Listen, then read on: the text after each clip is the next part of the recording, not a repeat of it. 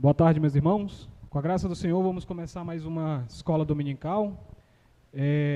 Nossa jornada no livro de Juízes, aula 21, já do nosso panorama no Antigo Testamento. Estamos avançando aí rápido, graças ao Senhor. Estamos aí nessa jornada também dos livros históricos do Antigo Testamento. Então, nós vamos dar um passo hoje para aprofundar uma coisa que nós vimos no domingo passado.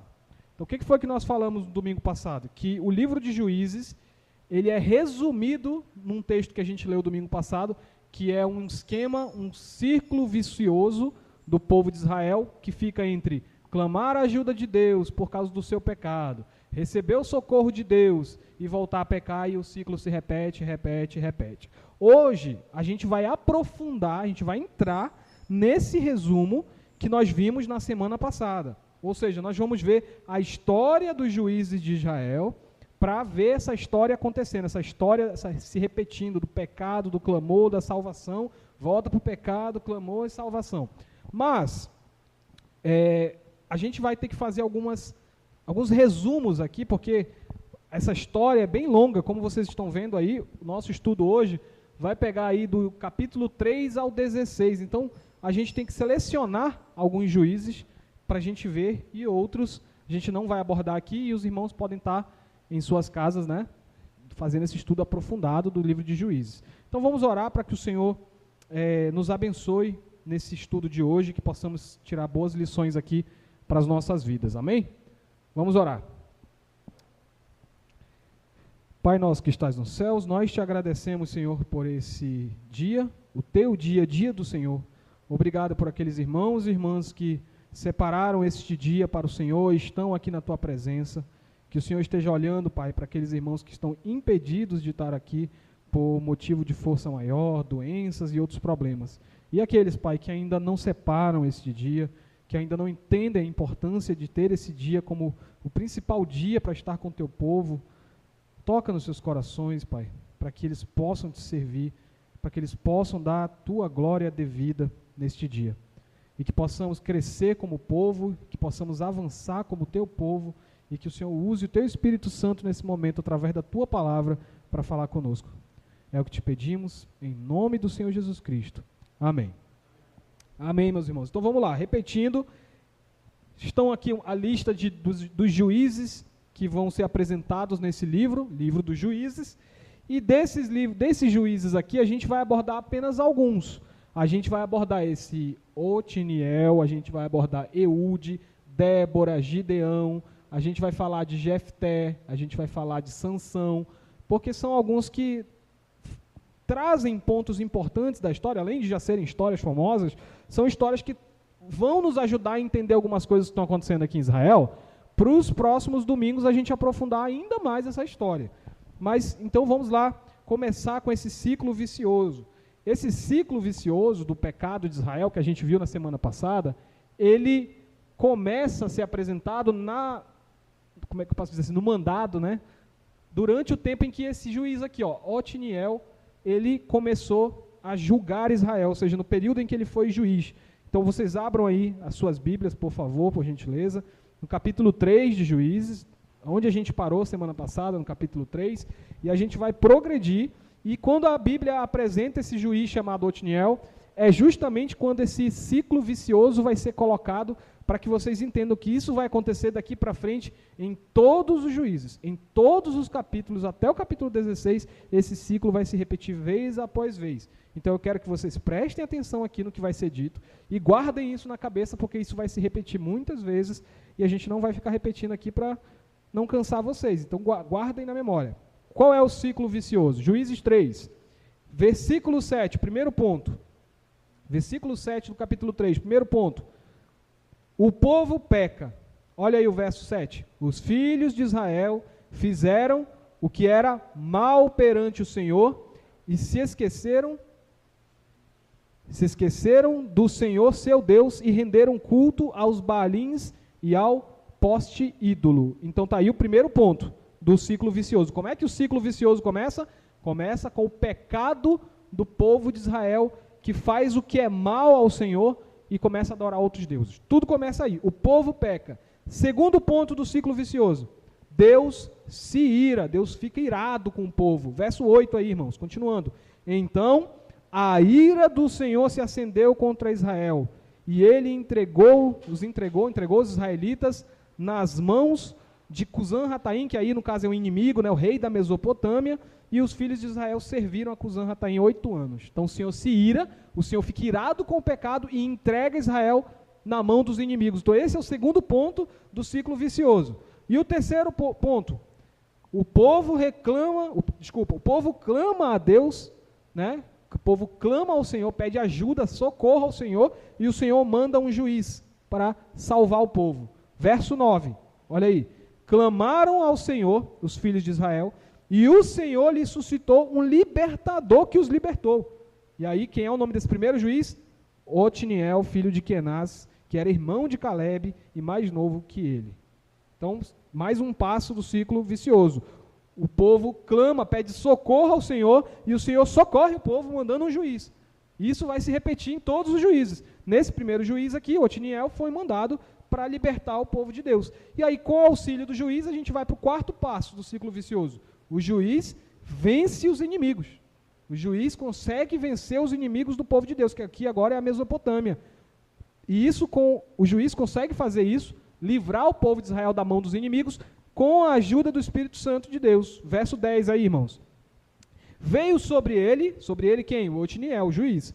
Veio sobre ele o Espírito do Senhor, e ele julgou a Israel. Julgou Israel aí, irmãos, você tem que lembrar do estudo da semana passada. Julgar Israel aqui é trazer justiça, é vir com uma espada forte, trazendo juízo sobre Israel e ao mesmo tempo restaurando Israel para que Israel traga juízo sobre as nações pagãs que estão ao seu redor.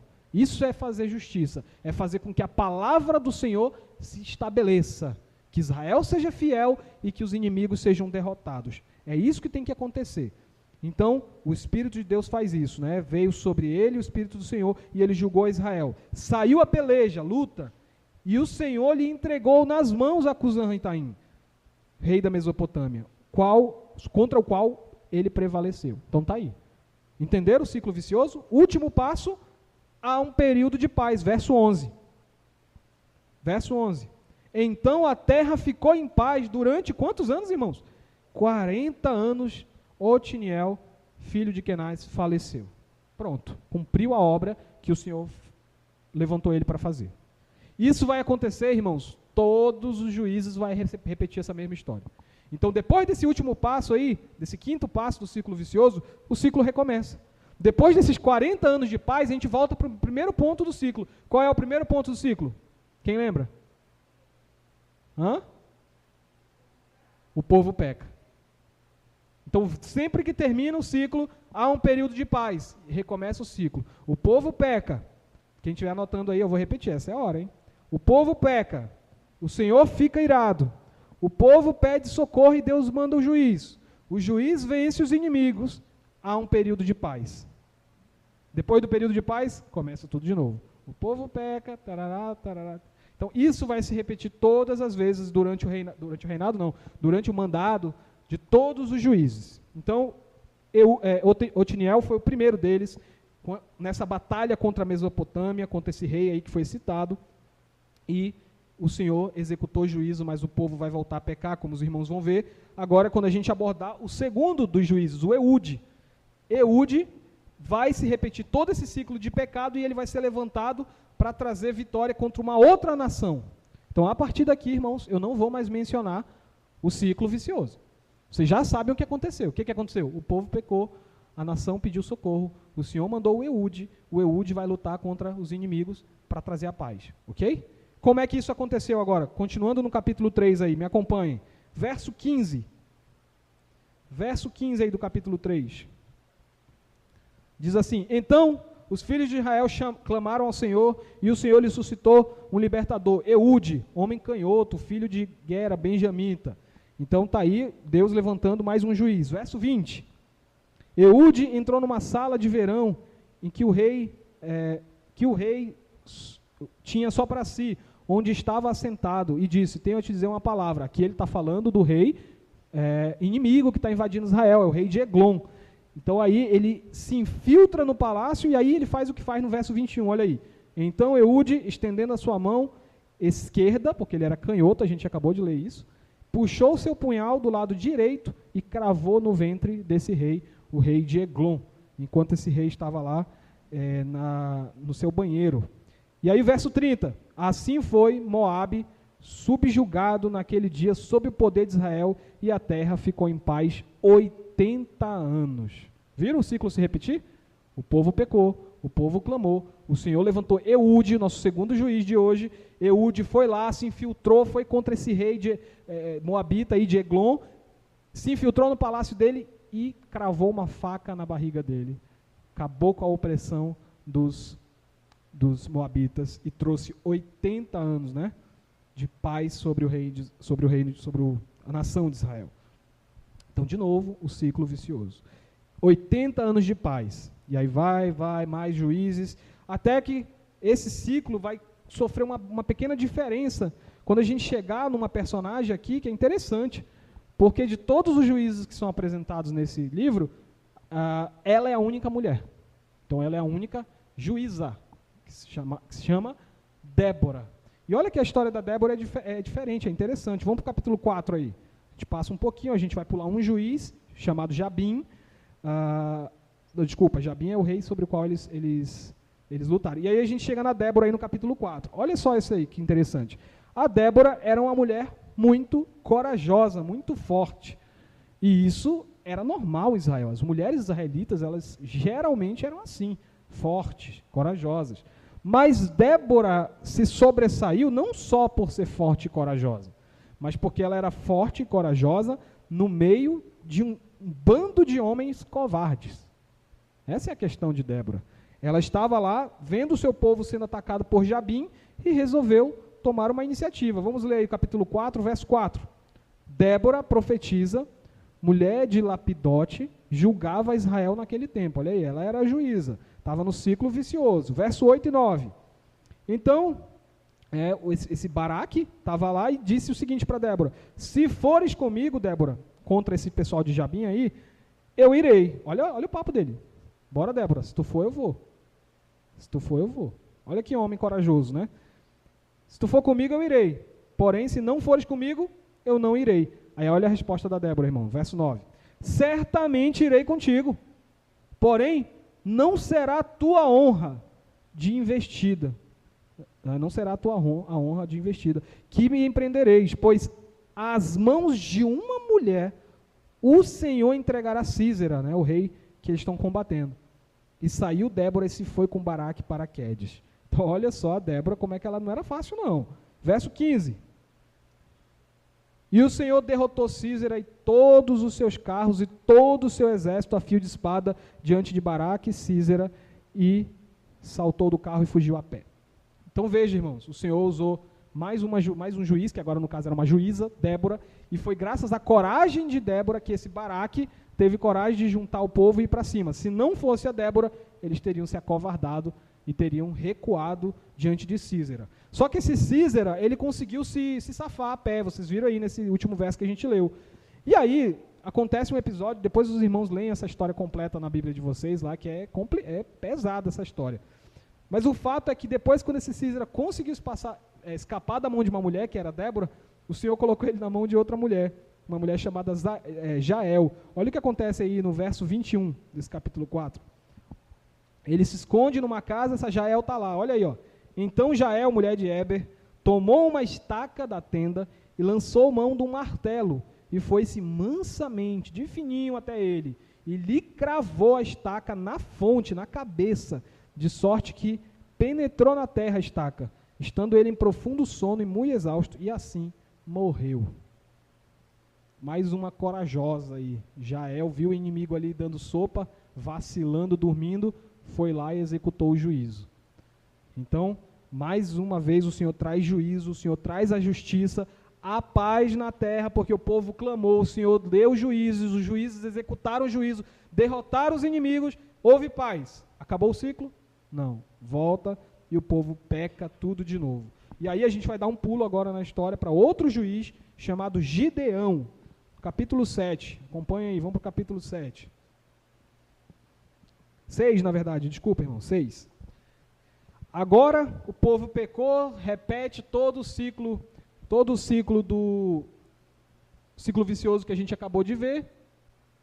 Então, repete todo o ciclo do pecado, e agora o povo que está causando a opressão de Israel é o povo de Midian, os midianitas. É esse povo agora que vai causar um terror contra Israel. E durante a opressão dos midianitas, o Senhor chama Gideão, esse homem, como juiz, para trazer justiça, para trazer juízo ao seu povo. Capítulo 6, versos 11 e 12, acompanha aí. Então veio o anjo do Senhor e assentou-se debaixo do carvalho que está em Orfa, que pertencia a Joás, a Bierzita. E Gideão, seu filho, estava malhando o trigo no lagar para pôr a salvo os midianitas. Então o anjo do Senhor lhe apareceu e disse: o Senhor é contigo, homem valente. Então o Senhor chama Gideão para ser o seu juiz dessa vez, nesse mais um ciclo. E aí Gideão não era um homem muito fácil, irmãos. Ele já conhecia essas histórias de juízes, eu acredito, e ele queria ter certeza se o Senhor estava com ele. Porque as histórias dos juízes eram assim, era guerra. O Senhor te chamou para ser juiz, é porque o Senhor quer uma espada na tua mão. Não tem juiz que foi chamado para ficar dentro de escritório teclando. É luta, é guerra. Então Gideão, ele é um homem que testou muito a paciência do Senhor até ter certeza de que o Senhor queria usar ele. Vamos ver aqui, olha só como é que esse Gideão era. Gideão testando a paciência do Senhor. Verso 13. Olha só o verso 13. Respondeu-lhe Gideão: ai, Senhor meu, se o Senhor é conosco, por que nos sobreveio tudo isso? Por que está acontecendo isso com a gente, Senhor? E que é feito de todas as suas maravilhas que os nossos pais nos contaram, dizendo: não nos fez o Senhor subir do Egito? Porém agora o Senhor nos desamparou e nos entregou nas mãos dos midianitas. Verso 15, irmãos. E ele lhe disse: ai, Senhor meu, olha só como esse Gideão é. Com que eu vou livrar Israel? Com que eu livrarei Israel? Eis que minha família é a mais pobre de Manassés e o menor da casa de meu pai. Verso 17. E ele respondeu: se agora achei mercê diante dos teus olhos, dá-me um sinal de que tu, Senhor, é que me fala. Então ele vai questionando o Senhor, vai pedindo: Senhor, tem certeza que sou eu? Tem certeza que o Senhor quer falar comigo? Tem certeza que sou eu? Me dá um sinal, me prova que é tu mesmo, me prova que sou eu mesmo escolhido. Ele vai testando, mas vocês pensam que acabou? Acabou não. Verso 36, pula aí, nesse mesmo capítulo 6, verso 36 até o 39. Olha só esse Gideão. Disse Gideão a Deus: se hás de livrar Israel por meu intermédio, como disseste, repara aqui, se hás, ele já está questionando o Senhor, se hás de fazer isso, né? Eis que eu porei uma porção de lã na eira.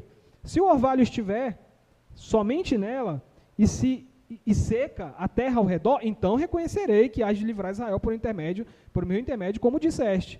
E assim sucedeu, porque ao outro dia se levantou de madrugada e apertando a lã, o orvalho dela espremeu uma taça cheia. Disse mais Gideão: não se acenda a sua ira contra mim, se ainda falar só esta vez. Rogo-te que mais esta vez faça eu prova com a lã, que só a lã esteja seca e na terra ao redor haja orvalho. Fez o contrário. E Deus assim o fez naquela noite, pois só a lã estava seca e a terra ao redor havia orvalho.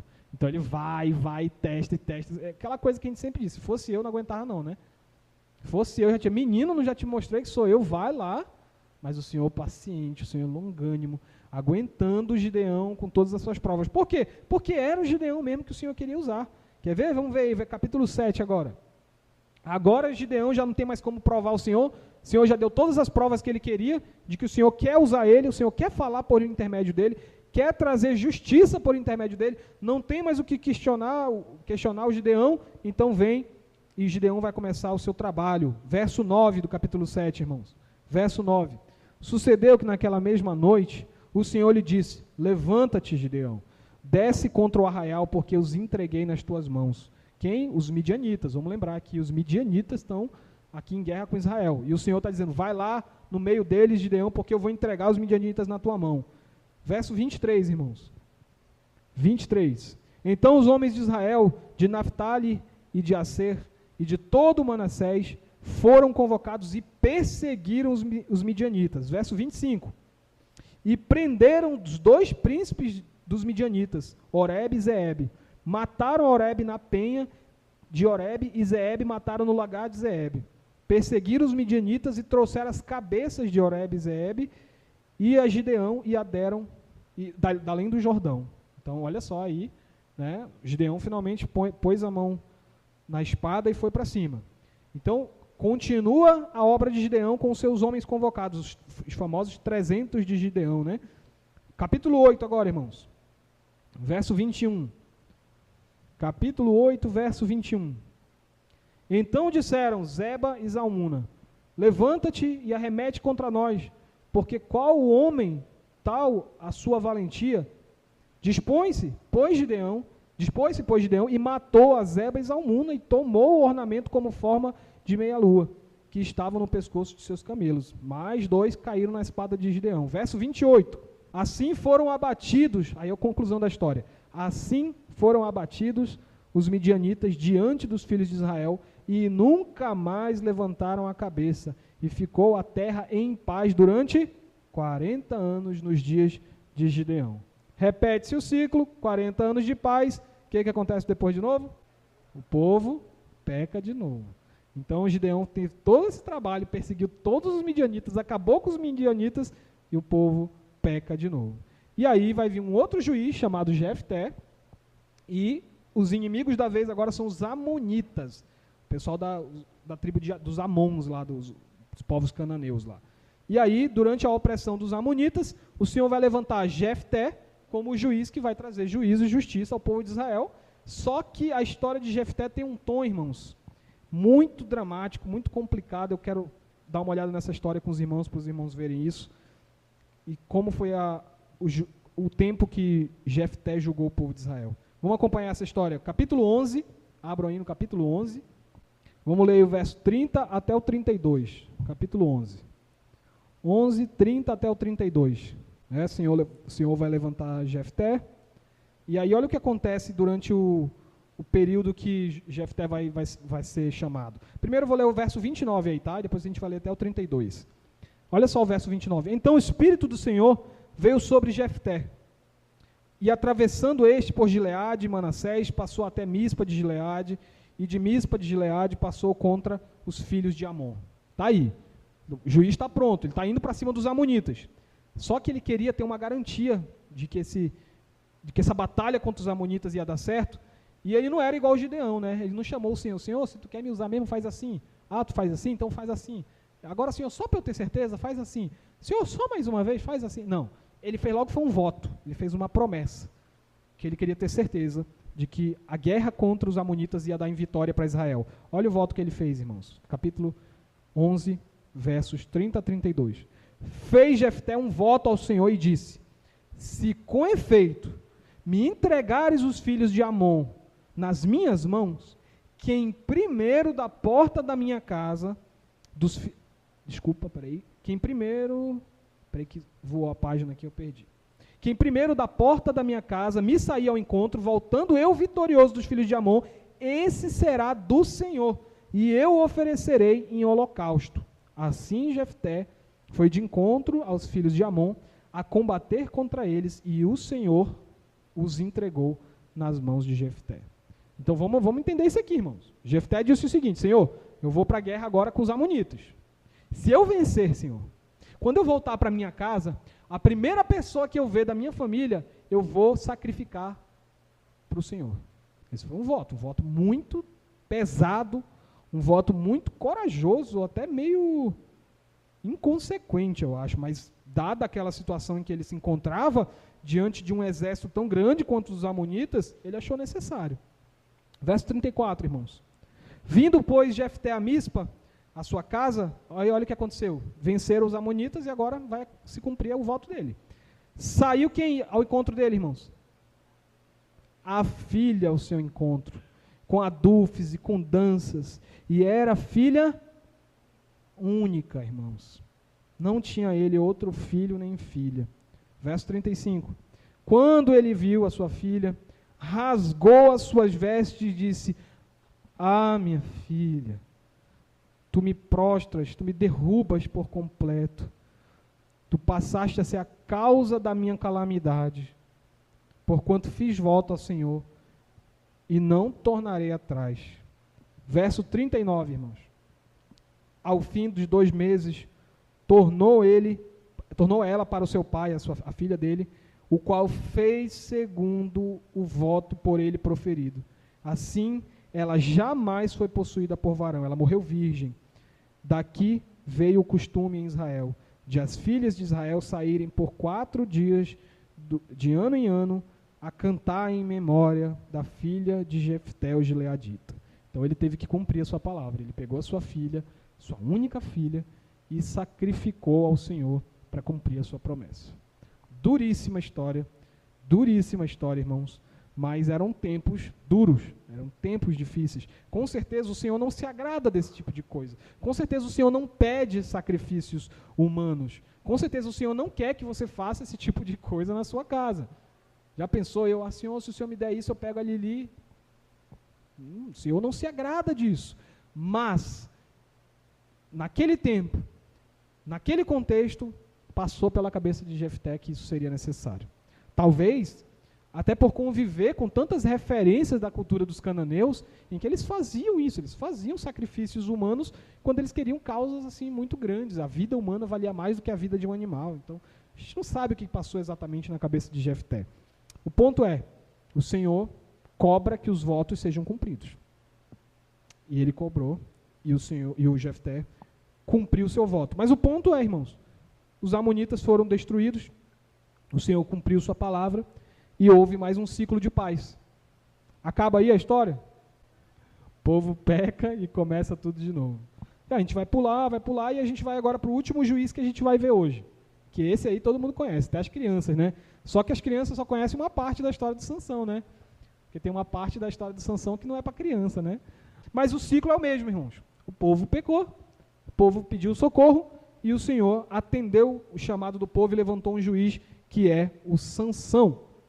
Então, durante mais uma opressão, mais uma invasão militar, os inimigos agora é quem? São os filisteus.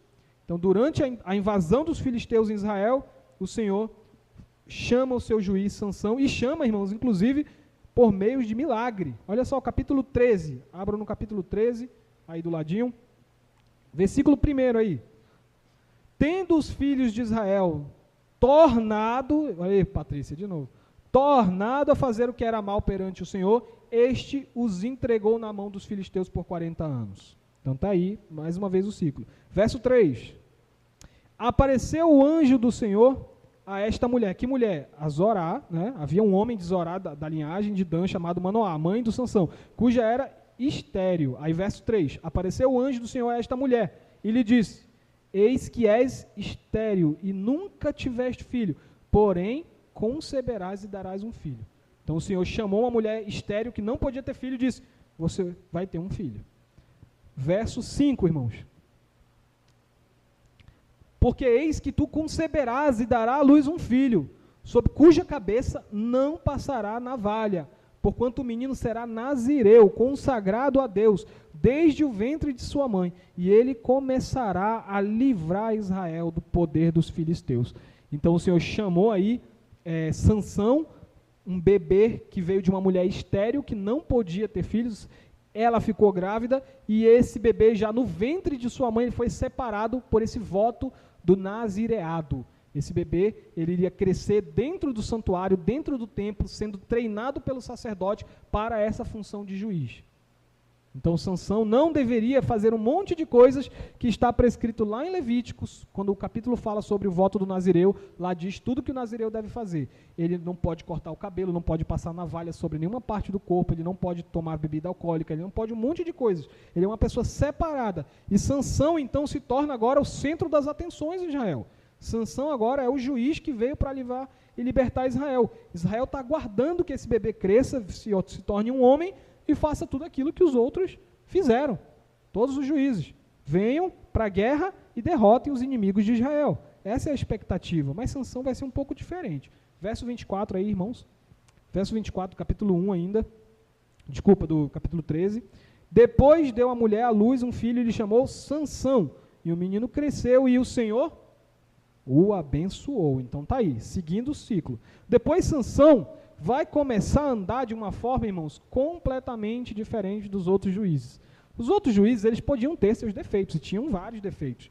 Mas o ponto é que os juízes, eles estavam lá a todo momento andando dentro daquele plano de batalha, plano militar. Eles eram estrategistas militares mesmo. O Sansão, ele é um pouco diferente. Ele parece ser um cara assim que está mais preocupado em fazer o que ele gosta de fazer. Ele sabe a missão dele, ele sabe a responsabilidade dele, mas a gente tem que acompanhar essa jornada de Sansão e entender que as coisas vão acontecer no tempo do Senhor. Primeira coisa que Sansão faz, que não era esperado que ele fizesse, se casar. Ele se casa. Dentro dessa primeira coisa que ele não deveria fazer, que é se casar, ele já faz um negócio muito pior, porque ele não se casa com uma mulher judia, ele não se casa com uma mulher de Israel, ele se casa com uma filisteia. Quem eram os inimigos? Os filisteus. Então o que ele fez? Casou com o inimigo. Então já é complicado, já começa complicado. O Igor está dando risada ali. Já começa complicado a história do Sansão. E aí vai só piorar a desgraça. Vamos acompanhar o texto aí. Capítulo 14. Verso 1. Desceu Sansão a Tímina, vendo em Tímina uma das filhas dos filisteus. Então ele viu a mulher, pegou a mulher, quis casar com a mulher. É isso. Verso 10. Descendo, pois, o seu pai à casa daquela mulher, fez Sansão ali um banquete, porque assim o costumava fazer os moços, né? Davam um banquete para celebrar o casamento. Verso 12. Depois lhe disse, pois Sansão, dar-vos-ei um enigma. Ele começou a brincar na festa. Para vocês decifrarem. Se nos 7 dias das bodas me declarares e descobrires o enigma, vos darei 30 camisas e 30 vestes festivais. Então ele propôs ali uma charadinha para o povo, no meio da festa de casamento, os filisteus. Sansão, juiz de Israel no meio dos filisteus, brincando numa festa de casamento, irmãos. Olha isso. Capítulo 15, versículo 15, desculpa. Ao 7º dia deram à mulher de Sansão, disseram à mulher de Sansão, persuade o teu marido que nos declare o enigma, para que não queimemos a ti e a tua casa, a casa do teu pai. Convidaste-nos para se apossar do que é nosso, para nos enganar? Então deram uma chamada na mulher do Sansão. Opa, você não é filisteia igual a gente? Como é que está achando graça aí nesse teu maridinho tirando onda com a nossa cara? Vai logo lá e descobre que enigma é esse, que charada é esse, conta pra gente ganhar. Não deixa esse cara vir aqui zoar com a nossa cara, não. E ela ficou aflita, a pobre da mulher, né? Não tinha nada a ver com isso. Verso 19 e 20. Então o Espírito do Senhor de tal maneira se apossou de Sansão, que ele desceu às calonitas, matou deles 30 homens, despojou e as suas vestes festivais deu aos que declararam o enigma. Porém, acendeu-se a sua ira, e ele subiu à casa de seu pai. Ao companheiro de honra de Sansão foi dada a mulher e a esposa deste. Olha isso, irmãos. Ele ficou chateado porque o pessoal descobriu o enigma, na base da chantagem, e a solução de Sansão foi essa: vou matar todo mundo. Ele matou todo mundo na festa, o famoso casamento vermelho. Matou todo mundo, matou 30 pessoas ali naquela festa, deixou a mulher para trás, foi-se embora para a terra do pai dele, pegaram a mulher dele e deram para outro homem, e foi isso. Então percebam que a Bíblia dá até uma atenção maior para a história de Sansão, porque a história de Sansão não é simples assim como a dos outros juízes. Sansão não é só uma pessoa que foi chamado por Deus, obedeceu a Deus e foi lá e fez o juízo. Não, tem algumas etapas na história de Sansão. Essa história de Sansão é muito complicada. Sansão, eu vou resumir para os irmãos agora o que está no capítulo 15 aí. Capítulo 15 tem um bocado de coisa. Sansão depois fica foragido, nem o povo de Israel quer mais papo com Sansão, porque o Sansão agora acabou de matar um monte de gente lá dentro da terra dos filisteus. Os filisteus vão invadir Israel agora para procurar esse homem. E aí o que faz? O próprio povo lá de Judá, judeus lá de Judá, vão caçar o Sansão para entregar o Sansão aos filisteus. Porque nem o povo dele aguenta ele. E aí eles tentam pegar o Sansão, só que tem um detalhe. Aí a Bíblia vai revelar no capítulo 15 que Sansão era um super-herói, né? Ele tinha poderes extraordinários. Então amarravam ele com corda e ele quebrava as cordas só com um empurrãozinho, porque ele era muito poderoso. Mas ele finge de amarrado e vai para o meio do pessoal que captura ele. Quando o pessoal está lá festejando, capturamos Sansão, vamos matar Sansão. Aí ele, haha, quebra as cordas e mata mais um montão de filisteus. Carnificina. Ele está brincando de super-herói. Ele está brincando de usar os poderes dele para o que ele gosta de fazer. Ele sai na rua, encontra o leão e mata o leão sem nenhum propósito. No livrinho das crianças vem essa história como se fosse algo interessante, né? O Sansão matando o leão, rasgando o leão no meio, pegando a ursa e matando a ursa. Irmãos, isso não é legal. O Senhor não chamou Sansão para ficar brincando de super-herói batendo em animal. O Senhor chamou ele para executar juízo sobre os filisteus e ele está andando por aí brincando. E isso me lembra muito, os irmãos aqui que já assistiram o filme do Homem-Aranha, né? Quando o tio do Peter Parker, do Homem-Aranha, fala com ele, ele fala uma frase muito, muito interessante, que é, Sansão precisava ouvir essa frase. A frase que o tio Ben fala para o Peter Parker é, com grandes poderes vem grandes responsabilidades. Sansão precisava ouvir isso. Sansão precisava saber que os poderes que o Senhor deu para ele, por meio do Espírito Santo, não era para ele estar brincando por aí usando esse poder, do jeito que ele queria.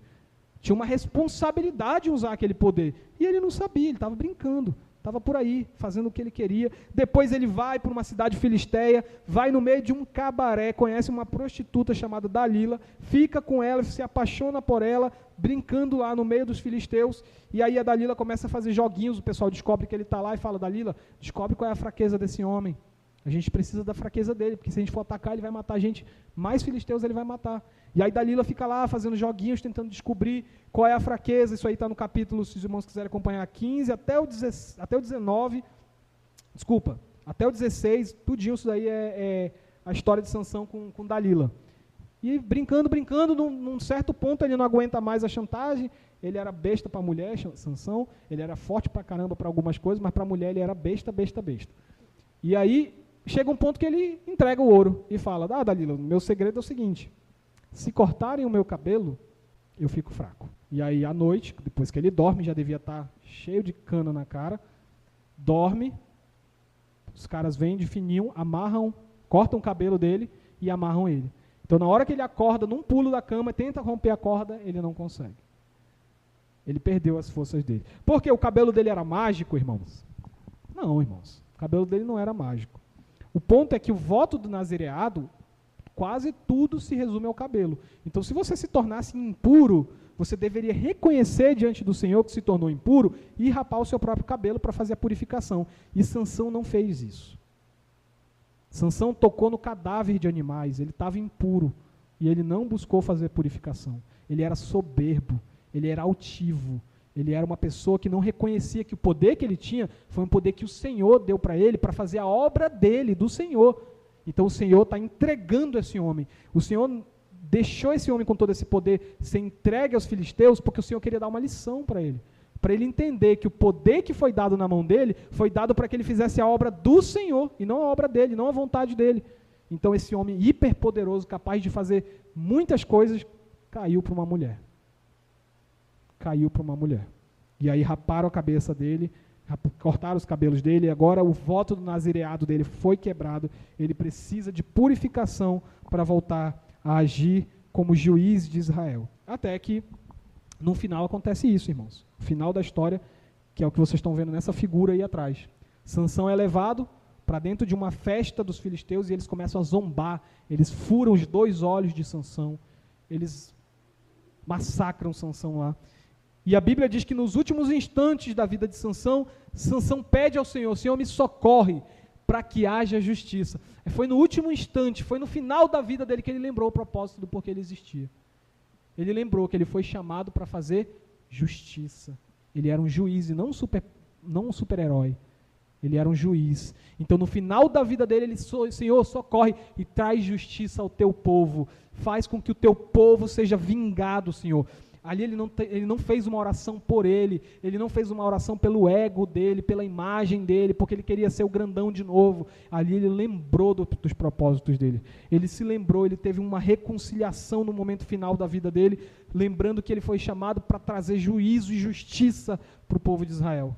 E o Senhor permite, no fim da vida de Sansão, que o Espírito Santo tome posse dele de novo. E ele estava amarrado, irmãos, como vocês estão vendo na figura, a 2 pilastras, e naquele momento, mesmo com o cabelo rapado, cortado, o Senhor restabelece a força de Sansão. restabelece por meio do Espírito Santo o poder de Sansão. Ele derruba aquelas pilastras, o local onde eles estavam, a casa, cai sobre todos os filisteus, e a Bíblia diz que naquele dia morreram mais filisteus ali dentro daquela casa do que todos os que o Sansão tinha matado anteriormente. O que significa isso? Por que toda essa morte, toda essa destruição é enfatizada? Porque todos aqueles filisteus que o Sansão matou antes, ele matou pela vontade própria.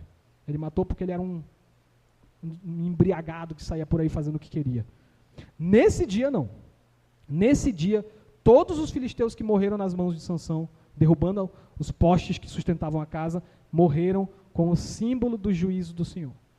Naquele dia, o juiz Sansão trabalhou em nome de Deus.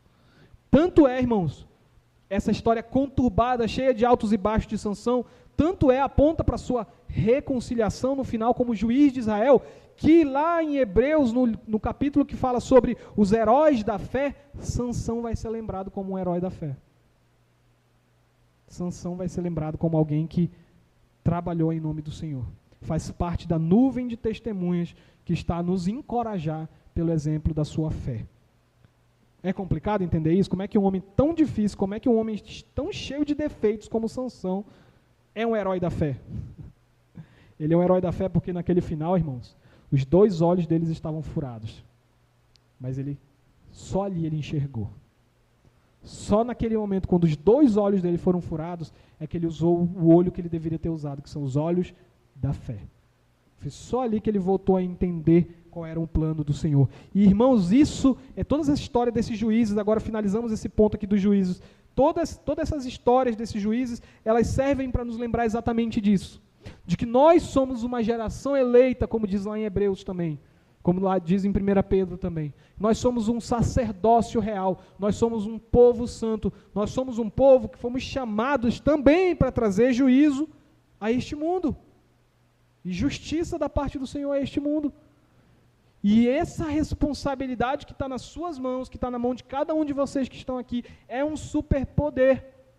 Só que esse superpoder foi dado para vocês, para que vocês usem na obra do Senhor. Se vocês não usarem, vocês vão estar sendo como Sansão, como todos os juízes que ficavam brincando com o Senhor. Então vocês têm que entender isso, irmãos. Todos nós que estamos aqui hoje, fomos chamados pelo Senhor para fazer a sua obra. Nós temos que confiar que o Senhor é que dá o poder. Sabe uma diferença também, irmãos, da nossa ação para a ação daqueles juízes daquele tempo?